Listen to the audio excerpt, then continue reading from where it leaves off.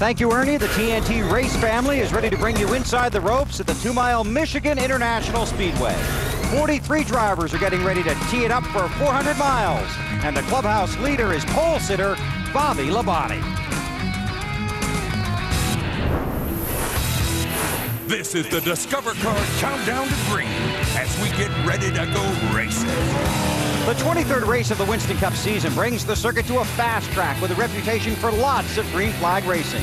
Fuel mileage is often a factor at Michigan, and as we have witnessed in recent weeks, it's tough to win if you're running on empty.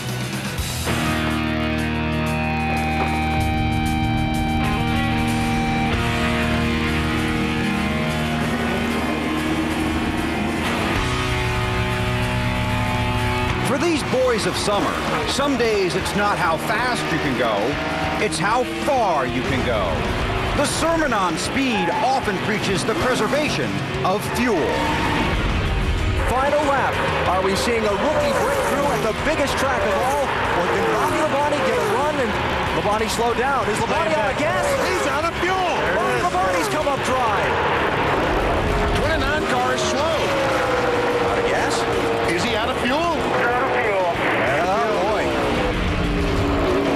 He's out of gas. 24 out of gas. And sometimes running out means getting run over.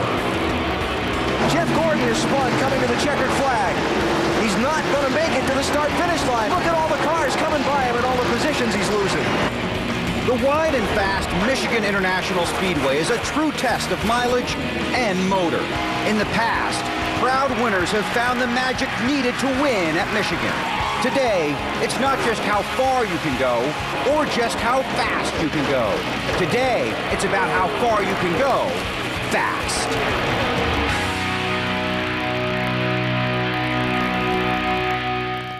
Give me fuel, give me fire, give me double shot of time.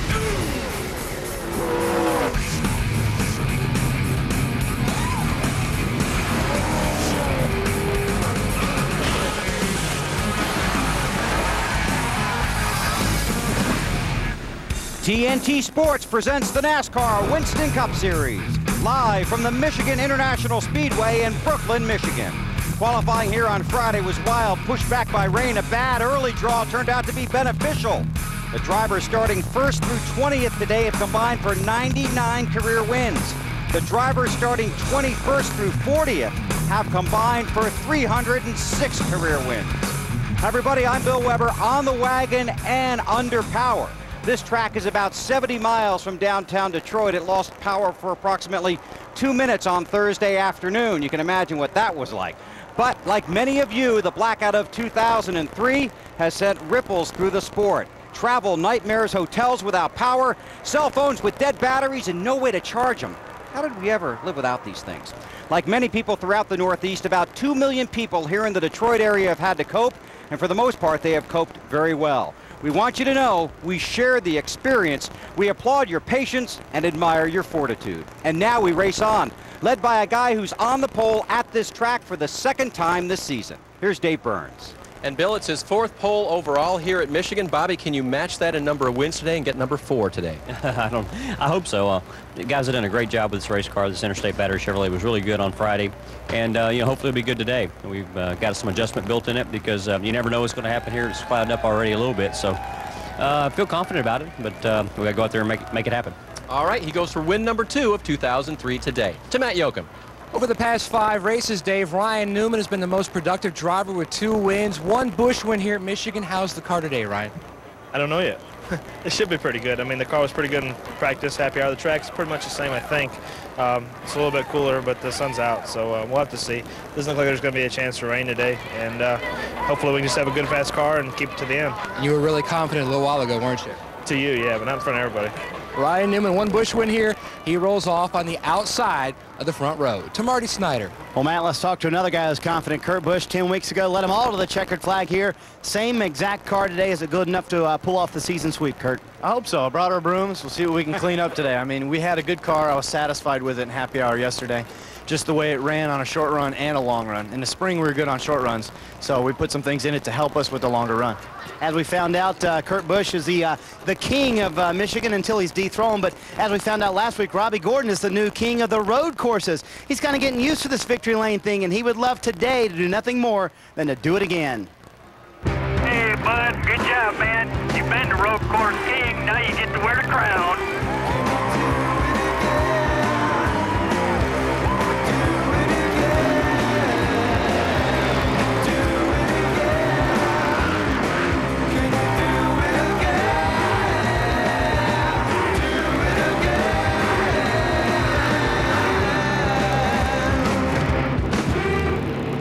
And we're proud to welcome Robbie Gordon to the wagon. Congratulations on that win at Watkins Glen. But now we're at road courses. What are you going to do next? I think we're pretty good here, actually. We qualified third with the single wireless Chevrolet. We were pretty good in happy hour.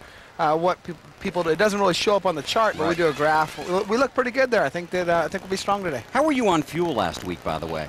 Well, we had enough to do that extra lap at the end, did some burnouts, drove back to victory lane. We conserved a lot of fuel. You know, I think we could have made it if we had to race everybody hard. But we got in a position where we put a couple seconds between the other competitors. We were able to back off early, go in the corner, shut the butterflies, save fuel, do things like that. And I think we still had an extra 2 gallons at the end of the deal as well. So we were sitting pretty good. This is your best starting spot ever in a Winston Cup race at this track. 7 races here. But I couldn't believe it when I looked it up this morning. You've never finished higher than 17th here. Yeah, for some reason I always struggle. I've been caught up in accidents a couple times here, and hopefully we can avoid those things today and score some more points. We're sitting here 10th in the points, and we'd like to finish up at least inside the top 10. Ryan Newman's just in front of us, so let's see if we can close the gap a little bit on him. Okay, you're in the top 10 in points. Real quick, you guys talk fuel mileage at all this morning? I think we get pretty good fuel mileage, but you got a handle here too. Yep. And what happened yesterday in the Busch race, what happened here at the first race this year, everybody's tight for some reason on the Goodyear tires that we have. And if we freed our car up enough, which we tried, we should be in good shape. Hopefully we're not too free because we do start up towards the front. Yep. And when you pack other cars behind the rear spoiler, it frees up the back of your car. So hopefully we can get a little bit of position between us, a little gap between us, and have a car that turns all day long and doesn't get too loose. All right, man. Thanks for coming up. Congratulations on the win. Good luck today. Thanks a lot. That's Robbie Gordon. He rolls off third. Now here's a look at the NASCAR top 10 heading into today's race at the Michigan International Speedway. Matt Kenseth leads by 258 points. Third place, Jeff Gordon, 138 points behind Dale Earnhardt Jr. Harvick up to fifth. Robbie is 77 points ahead of 11th place, Sterling Marlin. That's the first lap. Here's what's coming up. Trackman John Bryant discusses the dangers of being part of the over-the-wall gang and his plans to return to pit road. Fire, a racer's most frightening enemy. We'll look at the next step in trying to make racing less dangerous and getting the most from the full-service pump. If you've ever run out of gas, well, you know how frustrating the walk home can be. The fuel mileage mystery, coming up when the Discover Card Countdown to Green continues. Discover Card Countdown to Green, brought to you by Discover Card. It pays to discover. And Fridays, eat what you love what you eat at Fridays. The Michigan Speedway is celebrating 35 years of racing this weekend, and over 150,000 fans are here for the party. But be careful how many candles you put on the cake, because if you ask a racer what his greatest fear is, almost every one of them will say fire. Today, for the first time, the Winston Cup cars will race with a fire extinguishing unit specifically installed to help control fuel cell fires. Here's Dave. Well, Bill, we wanted to see just how these fire systems work, so we called the guys from Fire Bottle. They gave us one, and we put it in Wally's car. Now, in the passenger side of the car, there is a 10-pound bottle of halogenated hydrocarbon.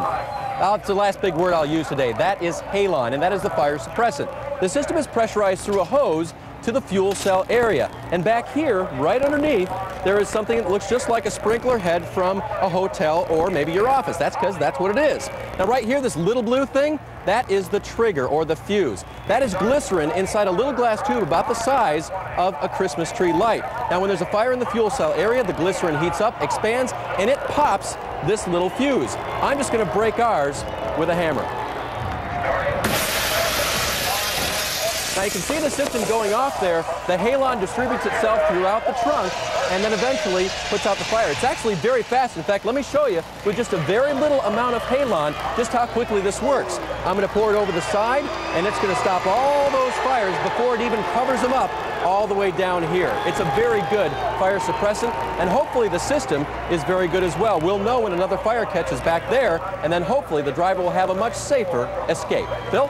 Thanks, Dave. Very well done. Drivers face danger all day long. For the guys on pit road, the terror comes in 20-second doses. At Indianapolis, we were reminded of the dangerous duty the over-the-wall guys have to face. They don't need to be reminded. John Bryan never forgets. He's the jackman for Dale Jarrett's 88 car that was injured 2 weeks ago in the Brickyard 400. 4 days after that incident, John talked about the perils, the pressure, and the prestige of working on pit road. Here's Benny Parsons.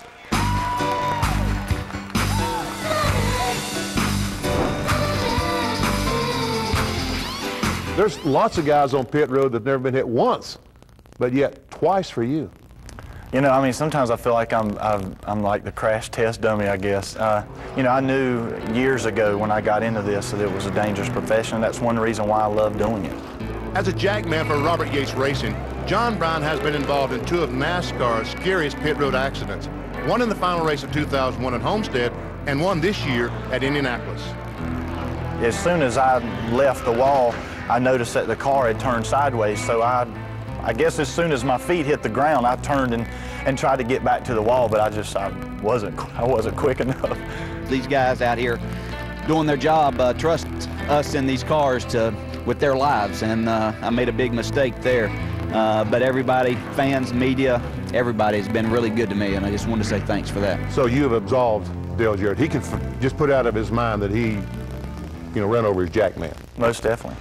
Amazingly, John did not break any bones. He injured his left shoulder. He's got ligament tears in his left knee and thumb, and a deep thigh bruise where the car hit. But this time, because of mandatory helmets, John had no head injury. A couple of years ago, I had a concussion for about 2 weeks to where I really didn't know what was going on in the morning hours when I first woke up, and I feel a lot better as far as head-wise than I did a couple of years ago. After the accident at Homestead, did you think about quitting going across the wall? I did. I'll be honest with you. It crossed my mind because I just said, well, was this my wake-up call? When I first came back, cars, when they were pulling out of pit stalls behind me, I mean, it was like I had, the left eye, peeled to the back of the car. And I know that slowed our pit stops down, but I got over it, and the more I did it, the more routine it came again, and it just came second nature again. And you're going to try it again? I'm probably going out on a limb here when I say this, and definitely, not doing it for publicity stunt. But I'd like to come back. I really would. I'm a jackman. That's all I've ever done. So I'll give it another shot. If I feel like I'm slowing the guys up, I'll step aside and look for somebody else. Now, to try and help reduce injuries like the one John suffered on the pit at the entrance to pit road this morning in the drivers' meeting, NASCAR told the teams they will begin pit road speeds here at Michigan today 195 feet sooner than they have in previous races. This will force cars to slow down prior to getting through the first pit stall. It's always dangerous out there on pit road. Today, the focus will be on the gas man, because when you come to Michigan, it's all about fuel mileage, and the emphasis is on efficiency, not fun. A lot of times in fuel mileage races, the fastest and the best car and the team that deserves to win the race on a given day doesn't win the race when it comes down to fuel mileage. So, I think it robs the fans of and the competitors of a true finish of the race.